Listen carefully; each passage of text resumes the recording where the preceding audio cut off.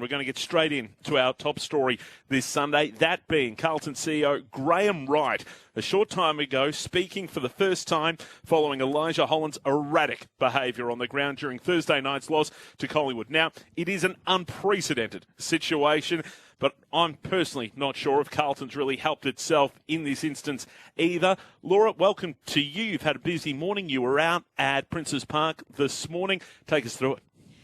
Yeah, so we only got about an hour's notice that he was going to front the press, but I think they've been bombarded with questions from the media, with inquiries as to what's going on. Basically, he could only give so much because this process, this thorough process, as he's calling it, is ongoing. But look, the sense that I got is that they're deeply concerned about what happened. And I think there's a sense of ownership there. That's what I was getting from what Graham Wright was saying. Obviously, at the moment, they can't pinpoint who may be to blame or what exactly unfolded, but I did get the sense that they're disappointed in what has transpired. I mean, this is someone who has a history of mental health issues, and it was put in a situation where a crowd of 80,000 people could see that he was struggling, and there didn't appear to be a great deal of intervention from anyone within the game. So, look, they're still liaising with the AFL and the AFLPA, so there's no tangible outcome yet as to what may have happened in the lead-up, but of course, there's been a lot of speculation as to whether or not Elijah Hollands had illicit substances in his system before the game. And I started by asking Graham Wright if that was the case and if they could rule that out. I've heard the conjecture around that yesterday. At this stage, we don't suspect that is. We're dealing with a mental health issue with what we're dealing with right at the moment. But we're in the process of going through all the circumstances leading up to the game, 2 or 3 weeks prior to the game, were there changes for Elijah in that regard. And then we're working through, obviously, what happened during the game, post-game, and that sort of started Thursday night into early Friday morning. Graham, was anyone at the club aware in-game that Elijah was struggling on Thursday night? We were aware that he was struggling in the game, and he's had, as I said, I'm not quoted on this, that potentially had anxiety previously and panic attacks, and our guys were dealing with him in the game that obviously he was having some problems. Can you explain why he started the last quarter on the bench for 10 minutes and why the club saw it fit that he could play for the 9 minutes and feel good with the calling the MCG in front of 80,000 pages? We're looking into all that right now, and obviously part of that process has started, and obviously started on Friday or Thursday night after the game, and we're working through that now. You just mentioned off the top that the club's put the most resources they can into Elijah. Do you feel that was the case on Thursday night, or could you have done better as a blue club? I think everyone's got the right and to ask those questions, and we're asking those questions of ourselves. And as I said, we're really determined to get to I suppose, a better solution for what happened in that game. But as I said, we understand people have got to ask those questions, and we're asking them of ourselves as well. There were reports that Elijah had told some Collingwood players that he had been drinking.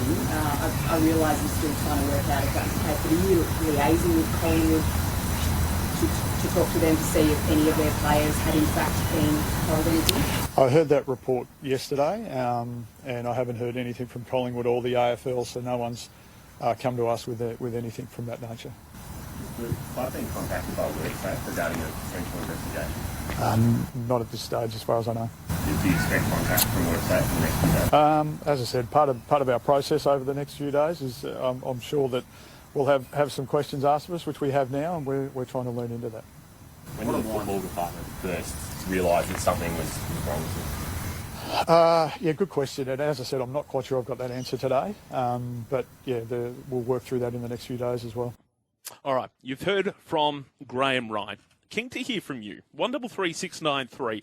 I just want to preface this by saying we don't want to judge Elijah Hollands throughout this. Obviously, he is going through something. He is battling something at the moment, and I want to protect him through this conversation. But there is a broader conversation to be had about how the situation was dealt with and a response to what Graham Wright has had to say at his press conference. That is something we can have an open conversation about, and I invite you to be part of it. 133693, 133693. But I want to bring in Tony Shaw and Matthew Richardson for the first time this afternoon. And gentlemen, based on what you've heard there from Laura as well, I must say that the thing that stands out to me, and I'm curious to hear from you, but where Graham Wright says, we were aware he was struggling in the game, then why, for the life of me, was he kept out there for so long? Yeah, it is staggering, and I think that's the question everyone is asking themselves. Something maybe you could answer, Laura. At what time throughout the broadcast, we were covering the game on 3RW, so we're not looking at our phones and social media, but there was a lot of vision out there on social media. At what stage during the game was that live on social media? Was it in the last quarter? Was it in the third? I think was it earlier than that? I think the third quarter. I think it was the third quarter. It certainly. So surely someone at Carlton in there would have seen that footage and had to make them aware of it? Well, and Jackie Reid was on the boundary right near the benches, and she'd been looking at the benches, and she could see that something wasn't right just by the behaviour on the bench. So this is the thing. It's the breakdown in communication, because it must have been a communication breakdown. Like, why else do you put someone or leave someone in that situation? And I think the fact that they're willing to come out now and say these are valid questions that will hopefully not just have repercussions for this situation, but the industry more broadly as to how we handle this. But it is unprecedented, because we haven't seen this type of thing unfold on the football field. I can't remember an instance of where something was so visible to everyone. But yeah, I think they're well aware that the process wasn't right on the night. Shorey, I know you were very strong on saying that you trust the doctors. Yeah, you trust them to make the right decisions. I do. Of course. Something's something untoward, but even the doctors might have a problem identifying this at a certain period. But once it goes over a long period of time, you're thinking, well, teammates. Doctors, line coaches, the senior, all this. But again, I don't like apportioning blame on this one. We know there's been a history. But I think there does need to be an apportioning of blame. No, not blame. You can investigate. You can investigate and they'll find that out. But we've got someone's health and welfare, which is very important. And the more this is made public and the more they go down this thing, I even to the point that I think the AFL should look at a confidentiality thing of anything that comes back to them. Do they make it public that it then becomes blown out again? And we've got a role to play, the media. But we're talking about someone's health and they can make they can make decisions on how Carlton went about it, whether it was right or wrong.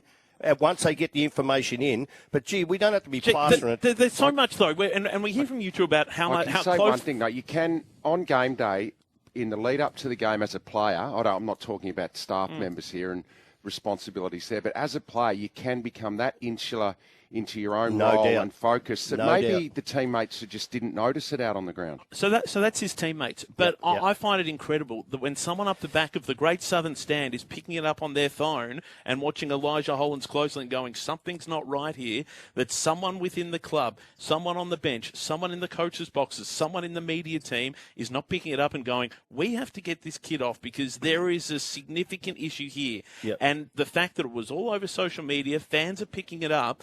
I'm sorry, I am amazed that he was put in that situation to be out on the ground for so long, not just a quarter, not just two, but throughout the entirety of the game. He was on the ground and he was not fit to be out there. You're saying we haven't seen this before in the history of the game, which is true, what we've seen. But then you're saying a media person from Melbourne could be reading a tweet from a person in the back of the stand. I'm saying if someone at the back of the stand is picking it up, someone within the club should be picking up as well. No, hold on. But then if a media person gets out, do they think that what their role is to get it to the player?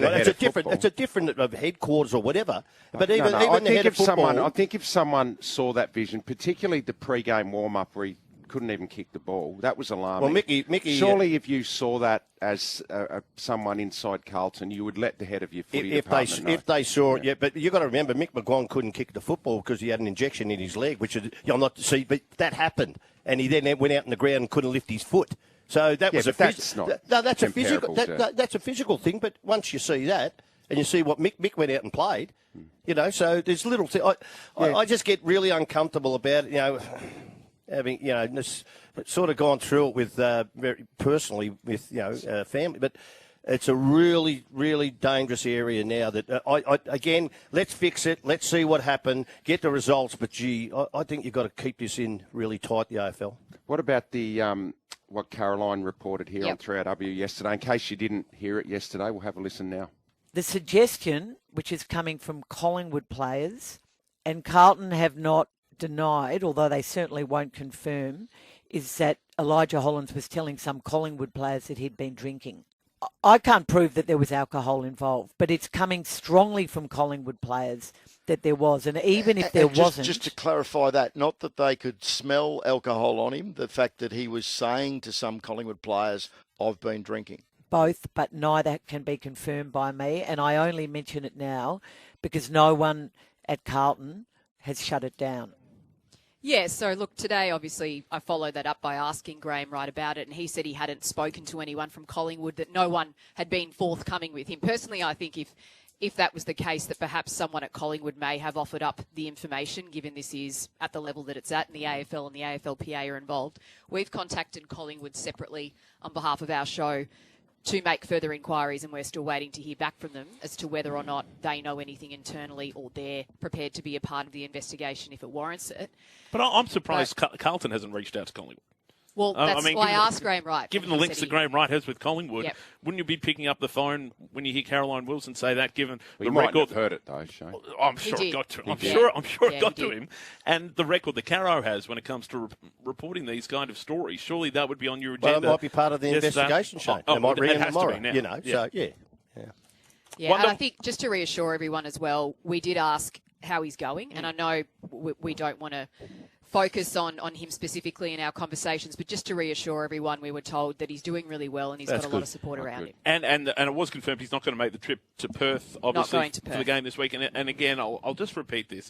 This is, I don't want to pass judgment on Elijah Hollands. Clearly, he's battling something that is for him, and I hope he's getting the support that he is. It sounds like he is within his family.